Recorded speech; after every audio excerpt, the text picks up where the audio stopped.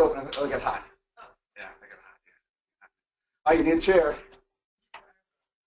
Oh, okay. Is the speakers on?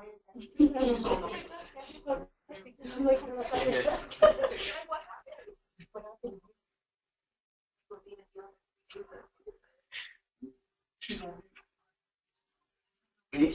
Let's try. Can you hear me okay? Good morning, everybody. Can you hear me? Can you hear us? Yes, I can hear you guys fine. Can you hear me? Hello?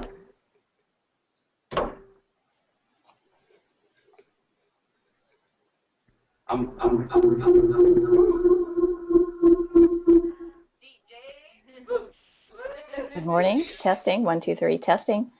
We'll be starting in a minute, everybody. You got it. Can you hear me? Yes. Okay, great. All righty. Well, welcome everybody to a special holiday webinar with Kevin Davis Insurance. My name is Sherry Branson and I'm your host today. The topic of today's special webinar is how to stay stress-free at work and during the holiday season, which we all know is a little bit challenging because it's very busy and very hectic. Good morning, Kevin. Hi, Sherry. How you doing? Doing great, great. Doing fantastic. How are you? You know what? I'm looking forward to this one. This is a really special event for me because I give it a lot of thought about how we can really make a difference. And it's going to be something really interesting things to talk about, some things you haven't heard yet. Hopefully, it'll hit home. So, tell you what, Sherry, let's go right into it right now because it's hard to hear you and everything. Oh, okay. And, this group here is so excited. Can't wait to hear what I have to say. Right, guys? Okay, great. Take it away. Take it away, Kevin. Great. All right, Sherry. So, all right. So we'll start staying stress-free. This is the holiday season. Most of us are always stressed out. Holiday season, we get to be a little bit more stressed than we normally are. So what I'm going to do today is basically, okay, let's see how to say word. Good. Have some key tools to help you to kind of stay stressed. You're still going to be stressed out, but these tools that we're going to have, you're going to know why. Why are you stressed? Why these things are happening to you and nobody else but you? And something you can do to help you to minimize some of the stress. And that's what we're going to talk about today. Now, we all should enjoy the holidays, right? We see every commercial on TV that you guys should be having a great time, should be having fun. You got selfie sticks all over the town, taking pictures of yourself, sending them to, put them on Facebook, and what else you use? What else you use? Instagram, all that kind of stuff, right? And you're having a great time, right? And that's what the holidays are all about. But the reality is this. This is what we have. It's a holiday season. You know what? Let me take the clicker here. Okay? I'm going to do it the old-fashioned way. It's a holiday season, right? Are you unmotivated? Are you disengaged? You have communication issues. Are you bored? Are you confused? Not valued, stressed. This is the problem. See, while all that stuff is happening all over the place, most of us feel this way. And we feel this way more in the holiday season than any other time. This is the reason why. This is what really we're going to be talking about today. So I'm figure out how to work this thing. A little bit better than I'm working. All right. As human beings, we have to be connected and significant. We have to matter. Okay? We have to matter. We have Facebook and Snapchat, all that kind of stuff for one reason, because we care about each other. We need to belong to each other. We need to feel connected. When we're not connected, we're disengaged, we're unmotivated, all those things. Whenever we get that feeling that we're no longer connected together, we feel that way. When you see people like this here, all together and everything, there's a connection they all have, connection they all feel. And a connection is really based on these things. These things. Uh-oh. Let me go back. You go back.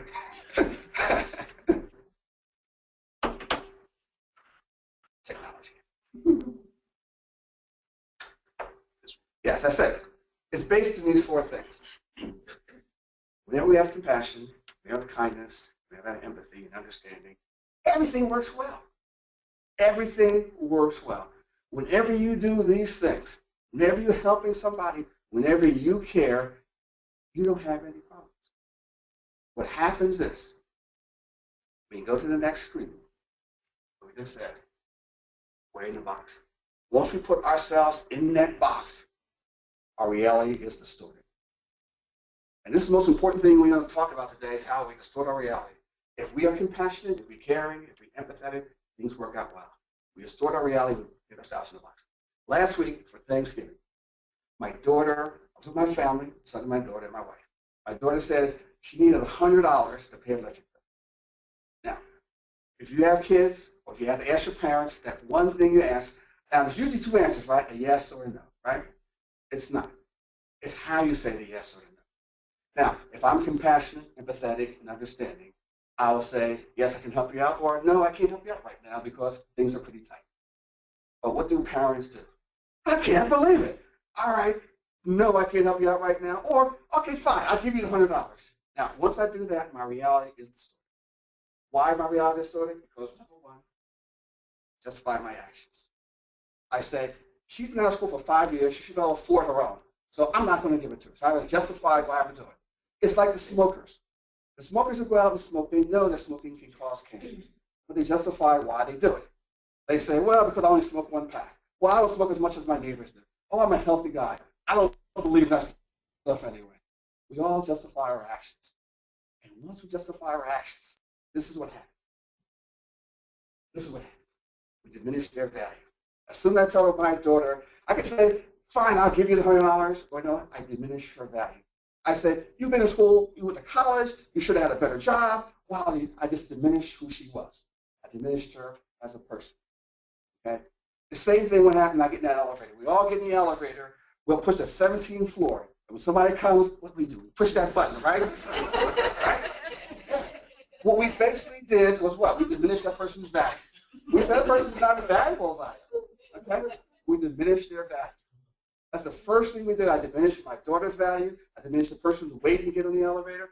I diminished my client's value. I diminished my person sitting next to me's value. As soon as I get into that area, it's not justifying my actions. I diminish their value. And then what I do, I increase my value. I think about how important I am. I'm a good dad. How dare I treat me that way and ask for money? I don't believe it. And then what happens after that? And this is the worst part about it. This is why this is the problem when our reality is distorted. It's no longer about that $100 that she needs. It's a matter of she doesn't deserve $100. That's what happens. We go from, that's what happens all the time. When our realities are distorted, when we work with the client or with the person next to us, if you ask me, what's the definition of social engineering coverage? I have 2 choices. I can say, sure, I'll be glad to talk to you about social engineering. Fine, how many times did I tell you about social engineering coverage? I've been talking about it for a while now. All of a sudden, I diminish your value as a person, as a human being. I made you feel small. I made you feel disengaged. And I increased I spend too much time and energy on social. I'm the smartest guy. I elevated myself. All of a sudden, I become entitled. When I get in that elevator and come up, push 17th floor, I'm entitled. I'm entitled to being 17th floor before that guy. Now, we justify the reason why. We said, I'm running late, I got to get up there. But no, we're really saying that, listen, I'm more important than the other guy. That's what we're saying. We justify our actions. And what happens is this. We blame and we judge. We blame them. If we are a victim, how dare they treat me this way? That means I blame it's their fault, someone else's fault. If I'm entitled, if I am the person that really is, how dare they do to me? Don't they realize who I am? So it's either one or the other. Once we get out of the box, the whole distortion is there. So your goal originally was to meet somebody who needs help. You want to know about social engineering. You want your quote time. You want to help someone. They need help. But you're over here going, how dare they do this? They don't deserve that help. That's what creates this problem. That's what stops it. As long as you do things compassionately, as long as you do things with empathy, it makes a big difference. But we don't do it. As soon as we get ourselves in the box, and we know people who are in the box all the time. You don't know when you're there. When you get that phone call from an angry client saying, I didn't get my quote yet, they're in the box. And the problem is this. It's called emotional contagion. I can come home from work one day, and all of a sudden I'm feeling great, and everybody's mad at each other. You know, my wife's mad, my kids are mad, you know, and they all blame each other. Well, when the blame is up, that means they're all in that box. And then so I walk in the house, why am I upset? Because you didn't do this. What you got to do that? Don't you realize I'm a good dad? I'm a great dad and a great husband. And she says, well, you're not a good. And then from her point of view, I'm not a good dad because he didn't give me the money. I needed $100. He's a bad dad. So now all of a sudden, she diminished my value. And all of a sudden, you end up with, guess what? Everybody in boxes. If you ever went to a situation, you ever walked into a place and you find out there's so much tension in the room and you don't understand it or why, because they're all in boxes. You ever go to the DMV? The DMV, everybody's in boxes there. The whole place is loaded with boxes. Understand that that's where we're at. That's what stops us from moving forward and enjoying anything, because we put ourselves in boxes and we stay in. Some of us are fortunate enough to go in and out of boxes. Some people we know spend their whole life in boxes. There are people out there who are entitled, that believe that everything's about them. That means they live their whole life. They've gotten used to the fact they're in boxes. There are victims out there who believe that it's not their fault for anything. They spend their whole life blaming other people and judging other people. They're in that box permanently. You can't get them out of that box. When you talk to a client and they're yelling, understand that, guess what? They're in the box right now. They don't have to put you in the box. But guess what? The easiest thing to do, if you have a relationship, the hardest thing to do in a relationship is when somebody comes and look at you and says, I cover you didn't do this. And then all of a sudden you go back, what are you talking about? It's not my job to do it, it's your job. Now you got both people in the box. And everybody's in the box. Somebody has to say, and that's the important thing, getting out of the box. How do we get out of the box? This we're going to talk about is something called, oh, no. This is why we're in the box all the time. Fear. Fear is the number one driver of everything we do. 10,000 years ago, what we were afraid of, being eaten by something, right? There was lions and all kinds of stuff out there, thousands of years ago, whatever. You know what we're afraid of? People think we're afraid of failure. You know what we really are afraid of? Humiliation, guilt, embarrassment, and shame. The number one fear that we have is shame. Because shame said, I didn't do anything bad, but I am bad. I'm a bad person. I'm not worthy. And most of us go through our whole lives believing that we are bad because something we did when we were 8 years old or 9 years old, and we're ashamed. Shame is a thing that destroys us more than anything else. Fear drives everything, but it only drives those four things. It's the only thing that drives. We think that we don't want to do things because of failure. We don't do things when we get caught. We don't because we are ashamed. That's the reason why we don't do it, because of fear itself. You have to understand that you control your emotions. You decide what you want to do, what you don't want to do. I talk to my kids. They have issues. We all have issues. There are real issues, legitimate things, legitimate pain that we go through. And then there's suffering that relates to the pain. We have a choice in suffering. When I get my daughter on the phone or my son on the phone, and he's upset because something happened to him, he's in pain, I say, okay, the pain's over. You got like 35 minutes to suffer, and then call me when you get done suffering. So I call him 20 minutes later. Are you still suffering? Yeah, I can't believe it. Okay, well, I'll give you about 20 minutes.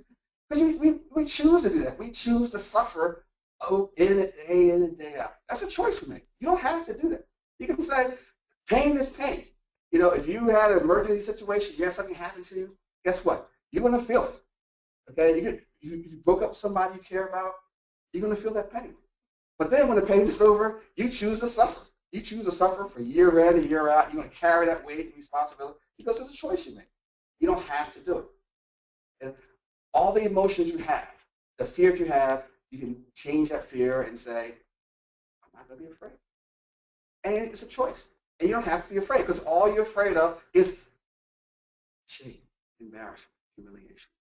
And guess what? That happens to all of us all the time. And you wear it. We all wear it. You don't have fear. Now, self-awareness is the answer. We have to understand who we are. Self-awareness is the ability to understand who you are on an emotional level, your strengths, your weaknesses. If you understand that, you will be tremendously successful. Right now, the one person that we all know is this guy right here. He is so self-aware. We may not like this guy at all, but man, everybody trusts him because he goes out and says exactly what he wants to say, what he feels all the time. You know, you may say, is he compassionate? Is he empathetic? He can't be successful unless he's doing that. Right now, he has this mask. He is, right now, the guy that's aware of who he is. The other person was Bill Clinton. There's no probably person better or self-aware of who he is than Bill Clinton and this guy right here. They're totally self-aware of who they are. They know their strength, what they're really good at, and what they're weak at. That's why people follow them. People follow people who have strength of who they are. What's stopping us from who we are? First of all, you have to have that compassion and empathy comes from a couple areas. You have to acknowledge people, who they are. You have to appreciate them. You have to be grateful for them. One thing I don't do enough of is thank you guys for coming to work every day and doing the job we do. I need to do a lot more than I do. We all need to do it. That's what gives me the compassion and empathy, is being able to say thank you, is being able to appreciate what you guys have done. Okay? Once you do those kind of things, it makes your life easier because now all of a sudden you get to enjoy life outside of being in that box that we all are in most of the time. We spend too much time. Now, most of us cannot start tomorrow and start appreciating and doing the things we have to do. It takes time. It takes time. What you can do is do a maintenance check. You take your car in, you get a checkup once a year or twice a year, whenever you do it. Do the same to yourself. Find out who you are, what you're all about, who you want to be. And then, are you doing the things you want to do? If you're not, start doing them. Sometimes you get really, it's hard to cope because the weight is overwhelming for you. If you're new, if you're just learning the business, you have a lot of responsibility. When you get to a certain point where it's really hard, have a trophy room in your brain, a place where you can go, where you go, you know, I did these things. I am capable of doing things because I've done these. If you graduate from high school, if you graduate from college, went to college, anything you've done in your life, go to that place and makes you feel better because you are capable. Because a lot of stuff that we do, we don't believe we're capable of doing these things. But you've done things in the past, so you're able to do things. Become self-aware. Take time out and just understand who you are. Have little small goals. Like I get up in the morning and I say I'm going to run, I'm going to get on the treadmill and do a couple of miles every day. And I try to do it every day. If I miss a day, I'll do it the next day. If I miss 2 days, I'll do it the following day. But it's a goal of mine, so when I come to work, I feel pretty good. If I come to work and don't feel pretty good, then I end up in the box. And then all of a sudden, if I'm in the box, I'm looking at you guys, and all of a sudden we're all in the box. But you do certain things you want to finish. If your goal is to say, I'm going to do all my emails every day, then you leave here, you're feeling pretty good about yourself. Set small goals for yourself so that you really become self-aware, that you really understand who you are and what you're doing. Okay. This is the important thing. This is the thing I really like to push all the time, and it's called CHAP. It's easy. It's 4 letters. The first one is capable. Are you capable? Right now, you're learning a lot of things about the business. Capability means, are you able to learn things about it? Okay? No matter how much I like basketball, I'll never be LeBron James. Okay? I'll never be a Kobe Bryant. No matter how much I'm not capable of doing that. Okay, but I am capable of having fun with the game. I mean, I'm capable of doing certain things. You have to be able to feel that you're capable of getting things done.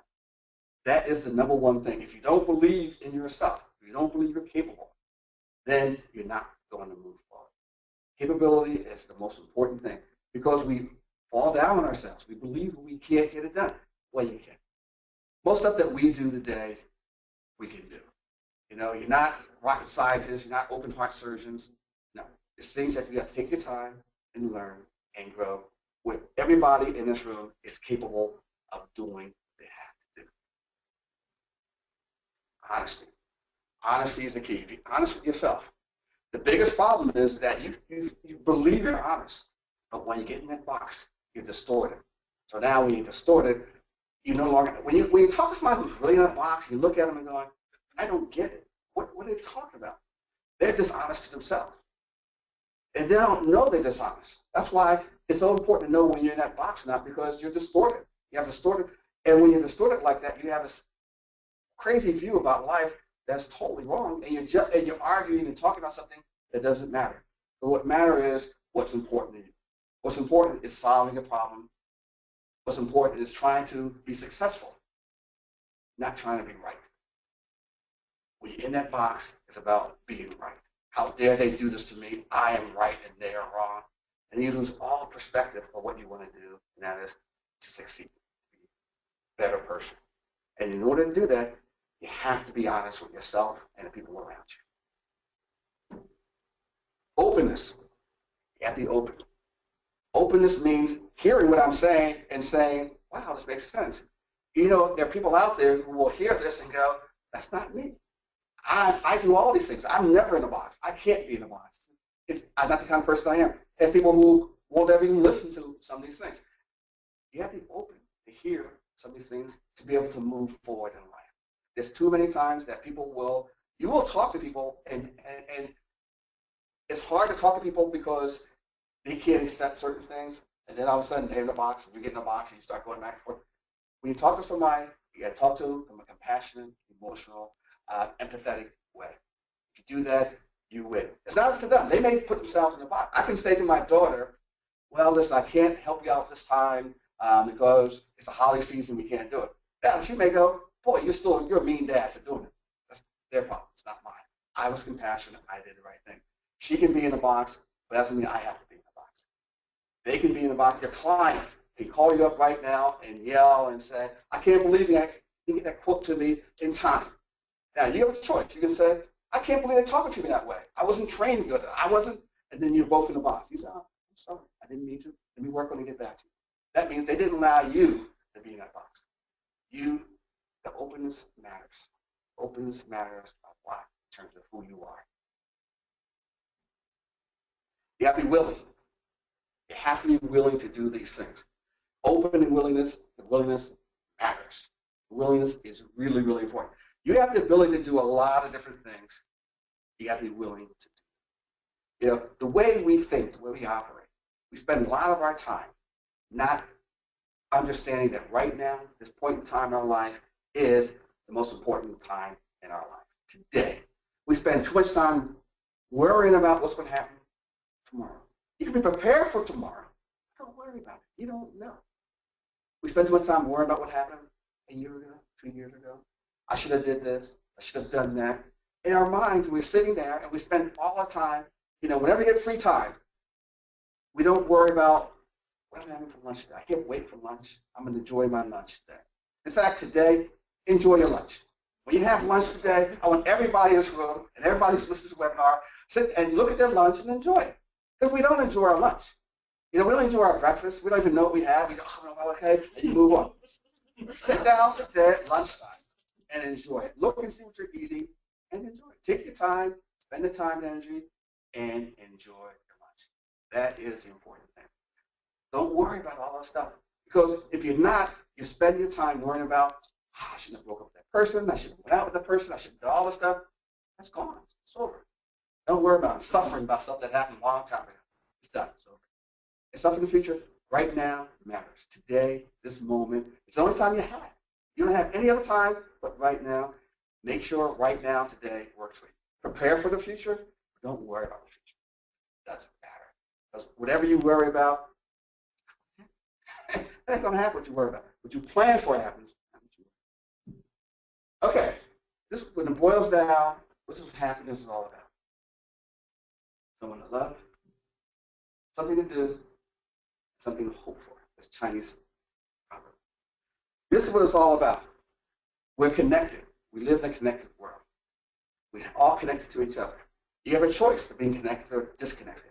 When you disconnect from society, what happens is you numb ourselves. We numb ourselves with alcohol, drugs, food, television, because we don't want to be engaged in the world because it is hard. It's easy to be in that box. We love being in that box because it makes us feel good. If I'm blaming you for my problems, I can stay in that box all day long. If I look to me and say, guess what? It's my fault I'm in this box. I can then do something about it and step out of the box. But we don't do that. It's easy to blame and judge. As long as we blame and judge, we're locked in and we disengage from everybody.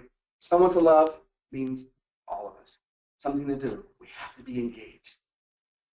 People who retire, you hear about people who retire early, this happens to them because they're no longer engaged. We have to be engaged. We have to be able to talk to each other, work together. And something to hope for is our future. We want to hope that tomorrow's better than today. That gives us something to look forward to. Setting those small goals make a big difference. The conclusion is the celebration. I always like to finish the celebration. We have to celebrate all the time.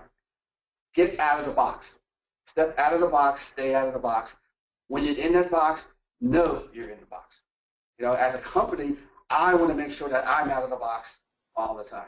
If anybody sees I'm in the box, feel free to say, Kevin, are you in the box right now?